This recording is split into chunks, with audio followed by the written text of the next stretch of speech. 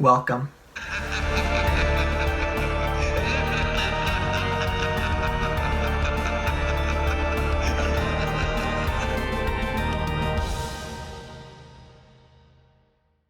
Inferno was released in 1980 and was directed by the homeboy, Dario Argento.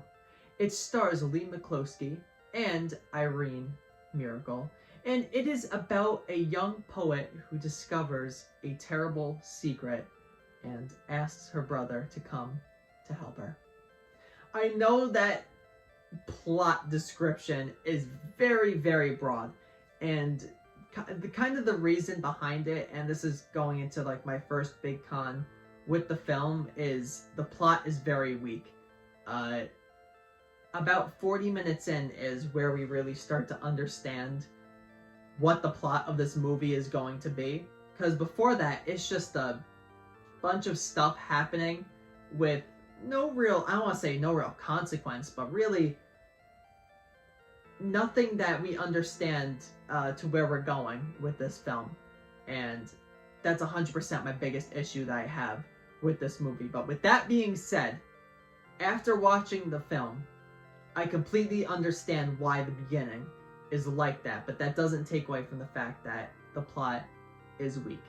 But before I start going to more pros and cons, Inferno is kind of a sequel to Suspiria. I wouldn't really call it a sequel, but it's within the same universe, and I know it's became known as like the Three Mothers trilogy, with Suspiria being the first one, Inferno being the second one, and I think the third one's called The Mother of Tears.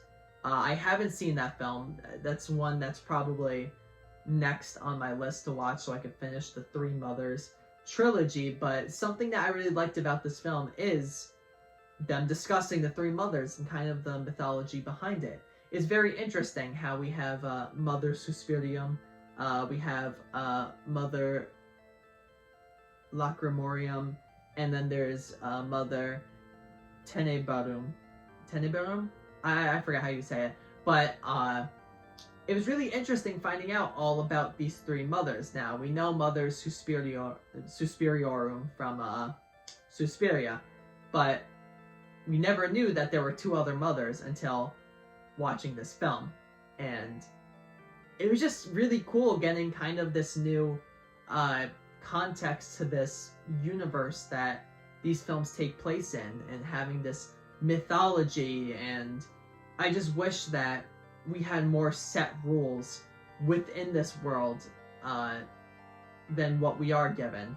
We're given like this weird kind of puzzle thing with the smell under their houses and under the sole of your shoe. That's not a spoiler. They literally read that line in the first minute of the film. We get a bunch of weird stuff like that, but I wanted to find out more about the three mothers. We basically got the same things every time they talked about them. That, oh, this one's known as the Mother of Darkness. She's cruel. Okay, but why is she cruel? Why is she like this? Can I learn more about her? We don't, unfortunately. And I think I wish that we got more plot-driven stuff. And it didn't have to be tell us, just show us. You know, we have these brutal murders that are taking place, but there's no real, I don't want to say no real explanation, because by the end you kind of piece it all together, but I just wish that we had more set rules within place and more story-wise who these three mothers are.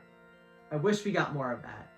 And I don't want to say that Inferno was a disappointment, because it isn't really a disappointment, but compared to Suspiria, this movie just isn't up to snuff to the levels that Suspiria or Deep Red were and are. But with all the weaker plot stuff being said, the kills in this movie, now there's a few that take place off screen, and I was getting really sad that we were getting off screen kills, but then a few happened, like some other ones I was like, oh, that's why those were off screens, because of budget issues. Because, oh my god, the kills that are shown on screen are so much fun. And not fun in the sense of like ooh, this would be a fun way to die. It was a lot of like, ooh, kind of stuff that was happening, but it was so much fun to watch. I'm sorry. I don't care if that makes me psychotic. This, the kills in this movie are so great and probably some of my favorites that I've seen in any Argento film. And I gotta say that I absolutely love the cinematography and the filming locations that took place in this movie.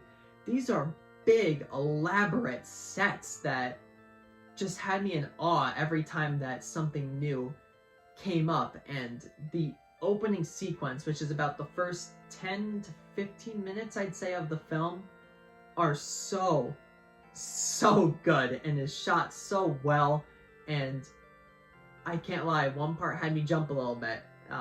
It got to me a little bit, one thing that happened.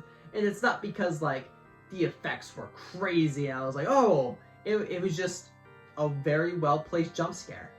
So, overall, I would give Inferno a 7.75 out of 10. And I would recommend it if you're a Dario Argento fan and if you're a fan of Suspiria. You get some cool little story stuff. You wish that there was more. Hopefully we learn more in The Mother of Tears. But this isn't a bad sequel. There's been a lot worse sequels out there. So thank you everyone for watching this review, and be on the lookout for more reviews in the future. The next one is going to be Malignant, and I am so excited to watch this movie. I love Giallo. I just wish that it just, if it pays homage and is a good movie, I'm just going to be so happy. But thank you again for everyone watching. But let's flash forward to the next review.